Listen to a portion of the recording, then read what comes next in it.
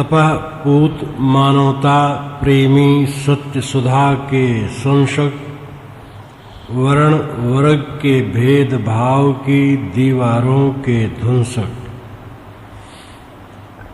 सदा सर्वगत प्रकृत धर्म के परक प्रकाश उजागर, सबसे भिन्न स्वतः चेतन में स्थित सुख के सागर, सुख दुखान लाप यस अवयस में संबुद्धि प्रकाशक, अपने में सम्यक अनुशासित, शिष्यों के अनुशासक, अपने में सम्यक अनुशासित शिष्यों के अनुशासक, मतवादों से परे सनातन सत्यों के उद्घोषक, शाश्वत नियमों के मर्मज्ञी कर्म विधा के पोषक, सार सार के भाषण कर्ता और आचरणधारी, ऐसे गुरु कबीर के चरणों में वंदना हमारी।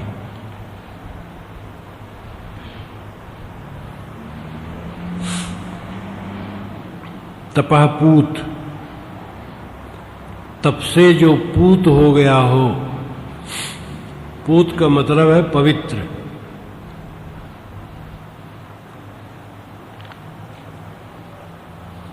अपनी तपस्या से,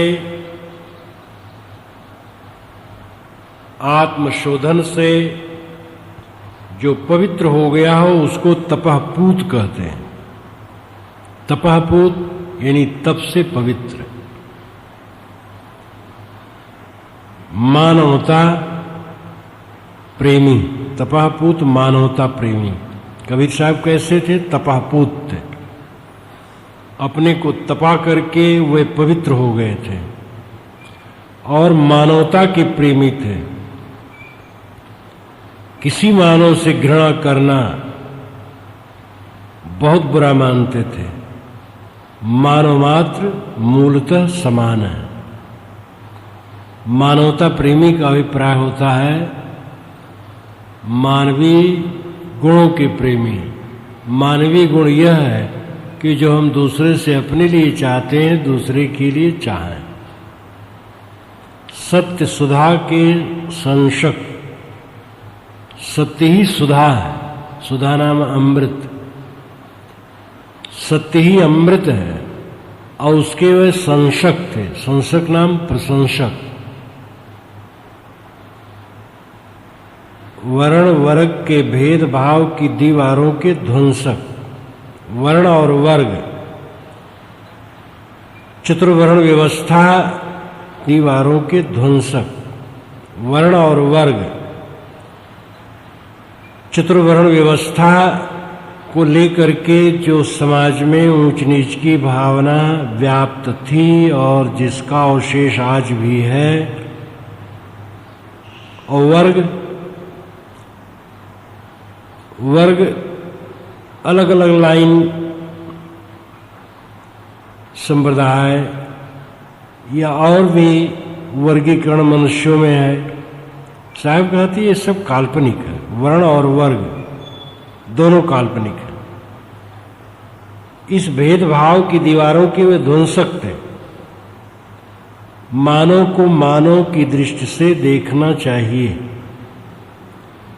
यह उनका उपदेश था और आचरण था। सदा सर्वगत प्रकृत धर्म के परक प्रकाश उजागर।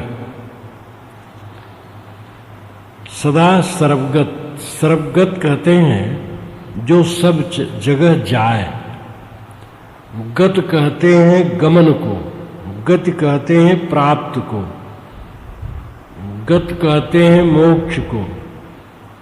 गत के बहुत अर्थ होते हैं। ये मुख्य तीन अर्थ, गत गमन, गत प्राप्त, गत मोक्ष।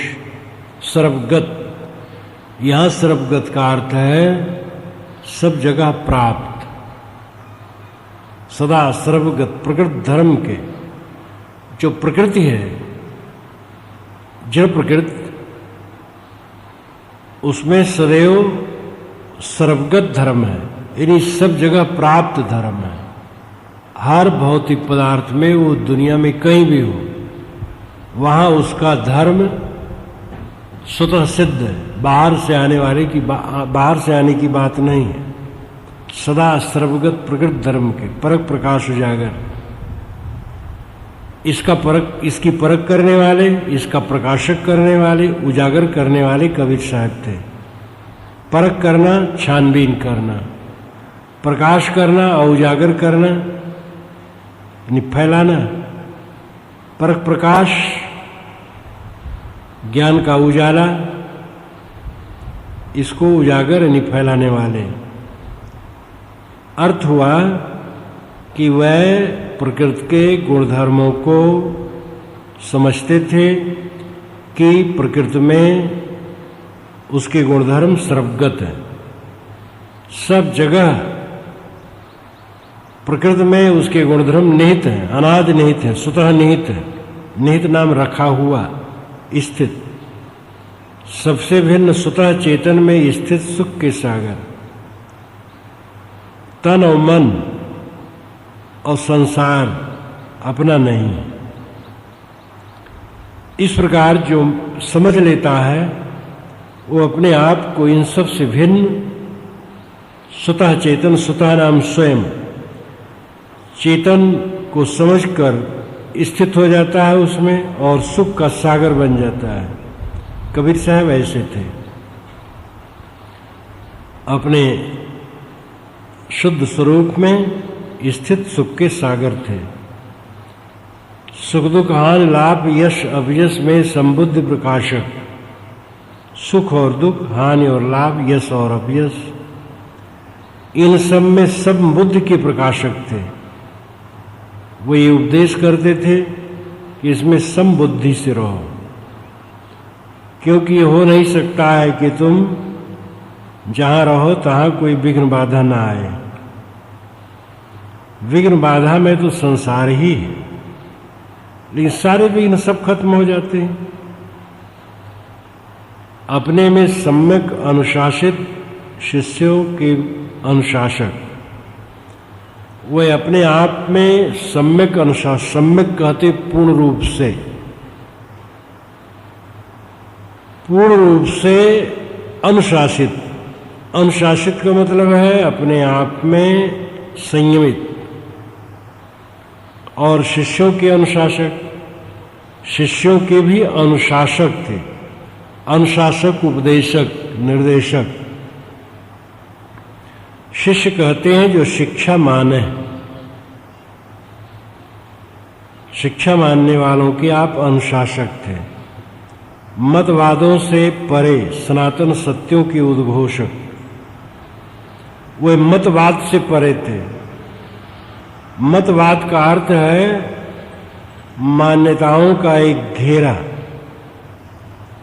और सनातन सत्य का अर्थ है जो सब जगह सब में हो।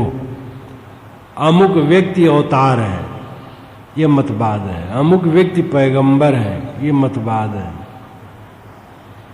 अमुक संप्रदाय से ही कल्याण है, ये मतवाद है। अमुक किताब ईश्वरी है, ये मतवाद है। और सनातन सत्य क्या है? सारी किताबें मानवी हैं, सारे महापुरुष मानव हैं। जड़ और चेतन ये दोनों अनादि स्वतः है। मूले मूलाभावाद मूलम मूलम, कपिल जी का ये सूत्र महासूत्र है। मूले मूलाभावाद मूलम मूलम। मूले मूलाभावाद, मूल में मूल का अभाव होने से अमूलम मूलम, अमूल होता है मूल। जड़ रहित होती है जड़। जड़ और चेतन दोनों मूल हैं। अब इनका मूल और कोई नहीं। इस सनातन सत्य के उद्घोषक थे। उद्घोषक यानी खुल करके कहने वाले। शाश्वत नियमों के मर्मज्ञी, कर्म विधा के पोषक। शाश्वत नियमों के मर्मज्ञी थे। मर्मज्ञी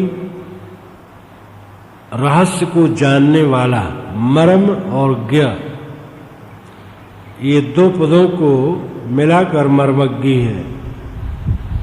मर्म नाम रहस्य, ज्ञ जानना, इकारांत करके कर्ता रूप हो गया है। मर्मज्ञ यानी जानने वाले, शाश्वत नियम जड़ चेतन के जो हैं उसके रहस्य को जानने वाले, कर्म विधा के पोषक, कर्म विधान,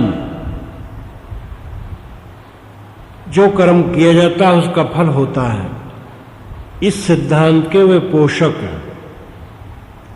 कर्म के सिद्धांत को मानने वाला और कर्म को सुधारने वाला कभी विपत में नहीं जाता है। सार सार के भाषणकर्ता और आचरणधारी, वे सार सार के भाषण करता थे। सार सार दो बार कहने से सार पर जोर पड़ता है, यानी वे सत्य का भाषण करने वाले थे और सत्य के आचरण धारण करने वाले थे। ऐसे गुरु कबीर के चरणों में वंदना हमारी, ऐसे सदगुरु कबीर के चरणों में हमारी वंदना है।